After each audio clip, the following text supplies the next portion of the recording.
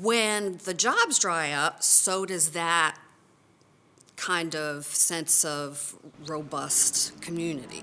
Even the name of the main street in Cambridge, Maryland, Race Street, symbolizes the gulf between Negroes and whites. This narrow main street divides the two communities geographically. And so that's what pushed us into the movement, because we had two self-sustaining communities that were doing just fine. And when the jobs dried up, the black community suffered. And we said, wait a minute, we got to do something. And the people of that era, as I said, I was a young girl at the time, the people of that era were angry. I'm not sure angry at Phillips, I can't speak to that, but they were angry that there were very few resources that they could use to help their families grow. And throughout the nation, even in Canada, there were marches through the streets of towns and cities. Now, interestingly enough, all around us, the world had already been, or our country was already in the civil rights movement. Cambridge wasn't there yet. You know, Cambridge, a lot of people say things were okay here because everyone was making money. But when you cut off that money, then how do you pay your rent? How do you pay your bills? How do you take care of your children? So what happens is black people are now trying to say, hey, this is unfair, unequal treatment. You know, we want jobs, we want better housing, we want to be focusing on our education. And we talk about the number of jobs and how significant the packing companies were to the economy. It kind of led to depressed conditions, widespread unemployment, and we really contribute that in many ways to what became the Cambridge movement, which was the civil rights movement. And the economic conditions became so severe that it started to kind of fuel these other growing elements of the civil rights movement in Cambridge, and subsequently the social unrest in 1967 with the riots and the fires. So it was, in many ways, kind of a glue or a stability. The unspoken word was that we don't want to talk about race. The blacks stayed on their side of the street, the whites stayed on their side, and then when we got together, there was a clash. A campaign of demonstrations studded with violence has driven them further apart racially.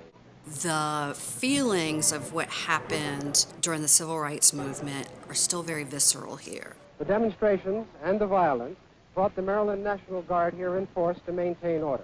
We had the longest occupation here of National Guard anywhere in the country, 18 months. And so this was definitely a culmination. My father was also a civil rights lieutenant for Gloria Richardson Dandridge. I want to call out my Shira, Gloria Richardson Dandridge, a woman I knew as a young girl. And she was this tall, beautiful, powerful woman. Gloria was a little bit of Martin and a little bit of Malcolm. So she believed in nonviolence until you shot at her or her people. And then she thought, well, you're shooting at me, I have the right to shoot back. What she does is she starts meeting with the locals and she says, hey, you know, what do we want? And it was healthcare, housing, education. She wanted the basic things that everyone else had. She just wanted a better quality of life. Richardson's requests echo in the heart of the packing house redevelopment today, addressing the very needs that Cambridge is still seeking for their community.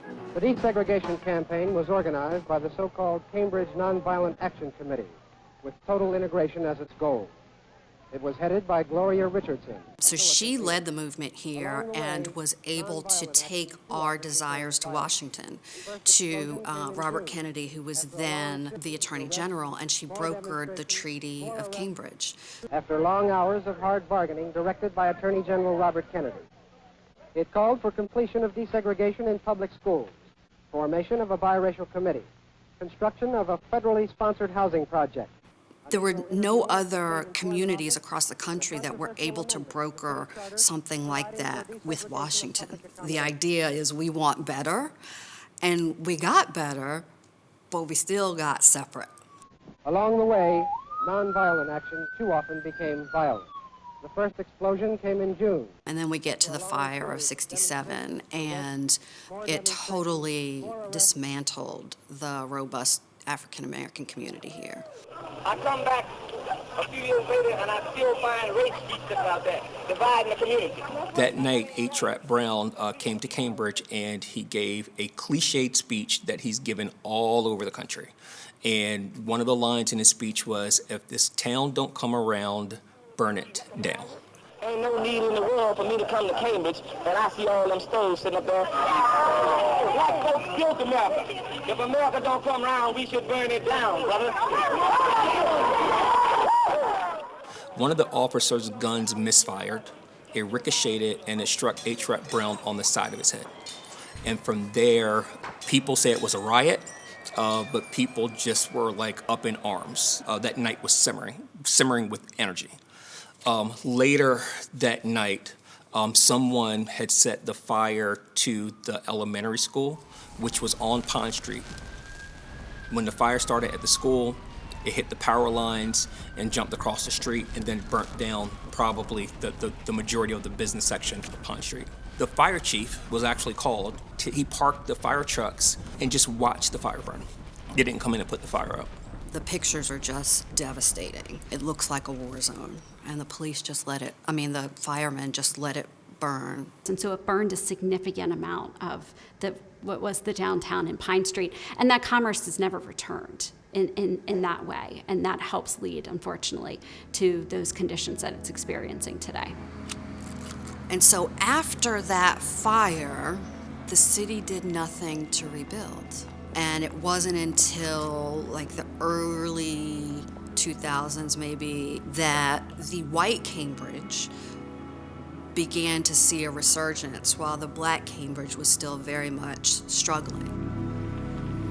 The remnants of the fire, the tensions from the closing of the packing house, and the subsequent economic and social downturn remain.